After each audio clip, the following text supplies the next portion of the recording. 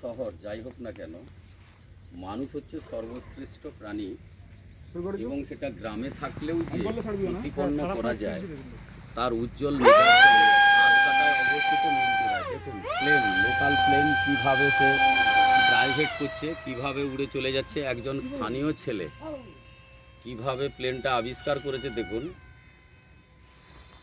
হয়তো দূরে চলে গেছে, সেটা আমাদের লক্ষ্যের মধ্যে আসছে না, ও আবার কাছে নিয়ে আসবে রিমোট কন্ট্রোলের সাহায্যে। দেখুন কাছে আসছে, ওকে থামিয়েছে, আবার গতি বৃদ্ধি করছে।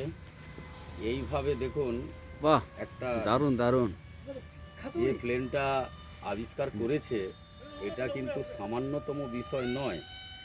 এটার থেকে কিন্তু উন্নত প্রযুক্তি দিয়ে লোকালভাবে যে বাসগুলোতে আমরা চড়ে মেদিনীপুর যাই কিংবা কলকাতায় যাই, সেগুলোতে কিন্তু না চেপে আমরা 5-7 জন একটা ছোট্ট গাড়ির মতো হয়তো চেপে আমরা লোকাল স্টপেজ নিয়ে আমরা সেটাকে কিন্তু আমরা কলকাতায় চলে যেতে পারবো। বাহ, দারুণ দারুণ।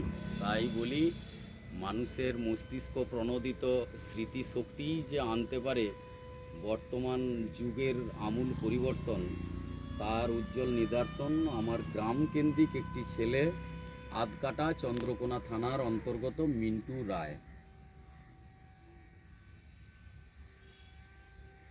কাছে একটু নিয়ে এসো।